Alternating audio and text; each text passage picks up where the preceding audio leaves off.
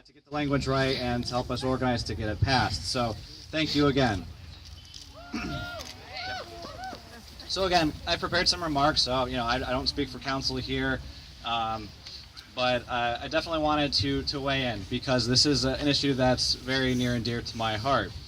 And I'm here today to stand with you in solidarity with our Muslim, immigrant, and refugee brothers and sisters. And because we have an opportunity, I think, to stop a moral crisis that echoes one of the darkest times in our nation's history. In 1939, Jewish refugees from Germany got on ships and headed for America to escape from the horrors of Nazi Germany. Children, women, and men knew this was their only hope for escape, and our government turned them away. And so those refugees went back home, and many went to the gas chambers. Even back then, our government passed laws restricting immigrants, particularly Jews, from coming to America because of overblown fears that among them might be enemy spies and agents. Jewish people, children, women, and men died because of our heartlessness, our cowardice, our bigotry, our prejudice, and our hate. Sound familiar? 1939 is 2017. The President of the United States was busy Friday doing everything he could to remind us that he hates American values. Friday was Holocaust Remembrance Day, yet when he put out a statement about it, he couldn't be bothered to mention the 6 million Jews who were murdered by the Nazis. And then, in an echo of our government's refusal back then to take refugees in, he banned Syrian refugees and citizens of 7 majority Muslim countries. Just not those he has business interests in. The president also stopped all refugee resettlement for 4 months and explicitly privileged Christian refugees over Muslim refugees. Bear with me, I forgot my gloves.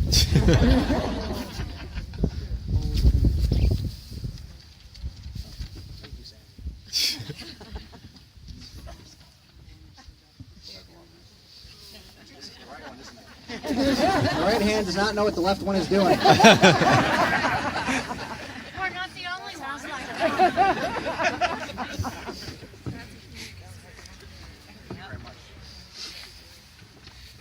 All of this on the backs of so many cruel threats to deport immigrants, documented and not, and threaten those communities which resist. So let's be clear, all of this is illegal, it's unconstitutional, and it's stupid. Because it actually helps terrorists.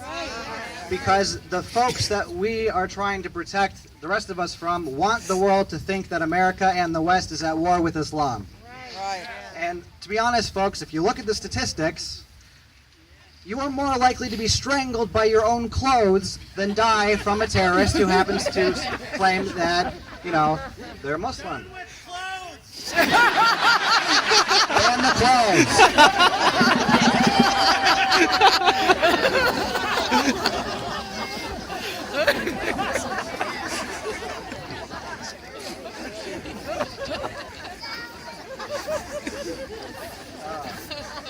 That'll go in my next campaign literature. But more importantly, it's immoral. It's un-American, it's anti-American, and when our government turned away refugees in the 30s and 40s, we said never again, but we're letting it happen. That's right. We don't have to.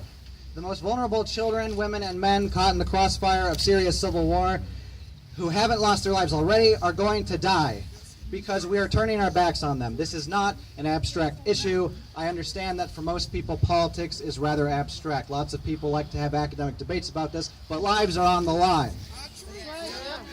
America, and this is a truth that is simple.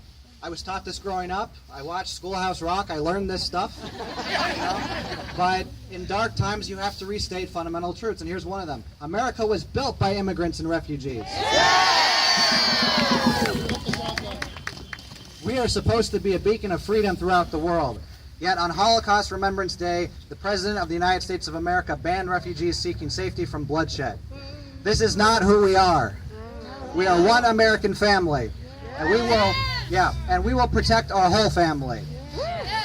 An attack on some of us is an attack on all of us. So right now, I want you to pledge We are all Jews, we are all Muslims, we are all immigrants, and we are all refugees. We are anybody who faces attack. We are one! We are one!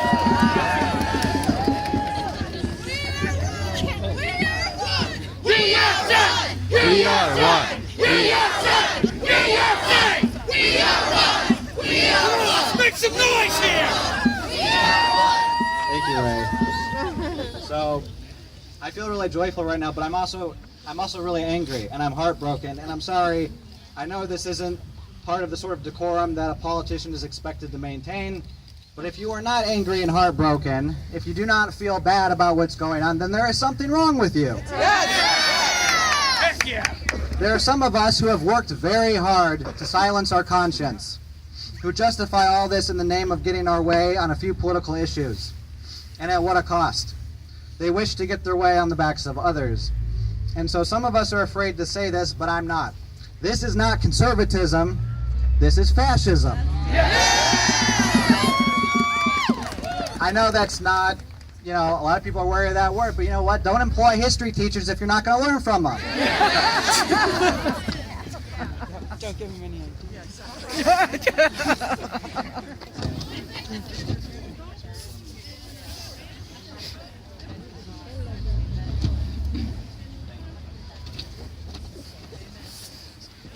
So, let's remember a few things here.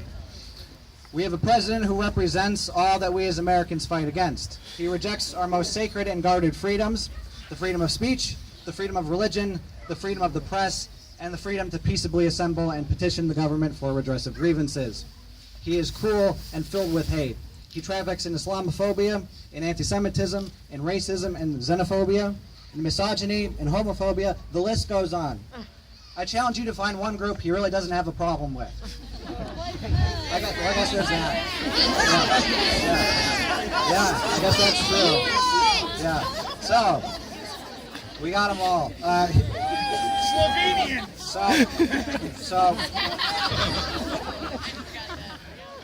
And this a lot of people like to avoid this, but we also have a president who was backed by the Ku Klux Klan. He was backed and remains backed by neo-Nazis. He's chiefly advised by a neo-Nazi. And he put that neo-Nazi on our National Security Council.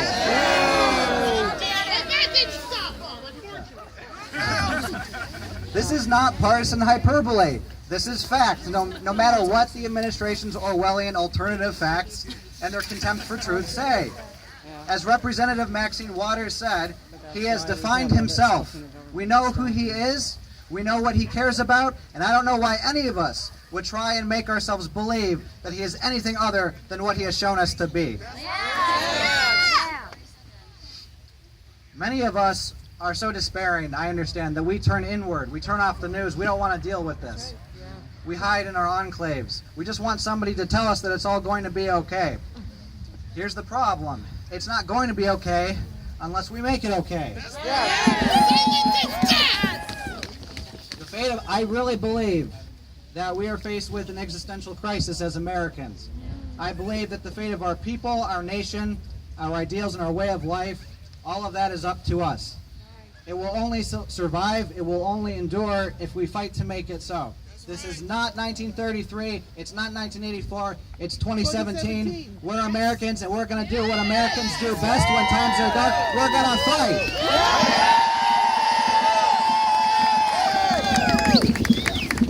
So, it starts at the local level. So, Sandy, thank you, Sandy. Sandy mentioned a little bit about the resolution we passed, and we did this because we know that not all members of our Bowling Green family felt safe and respected and valued, and that should never happen anywhere in this country. But we know that hate crimes have skyrocketed in the wake of the election. Through at least mid-December, we had documented over 1,094 cases. And so, we introduced this resolution. We tried to get this done because we're not going to stand for this. We're going to preemptively show that we will not stand for this. We will tolerate no hate in Bowling Green. And if something does happen, we will be there to stop it and do something about it. So again, this needs to start. This needs to be a local effort, as well as a state effort and a national effort and an international effort. Remember, we actually had people marching in Antarctica. So They sure were. and the women's march. Yeah. Love the USA. And it's a confirmed fact, not an Yeah. alternative one. Confirmed. But we need to remember how we go about this, right? So to move that kind of work forward, we need more and more of all of us volunteering our time and energy to support the social justice work that's already going on, as well as get involved with social justice work that may be not happening just yet. So, you know, we have two really great civic institutions here. We have Not in Our Town, and we have the Human Relations Commission in town. Help them, get involved. If you want something to happen, you need to be there. Our institutions are only as strong as the people who make them up. So get involved.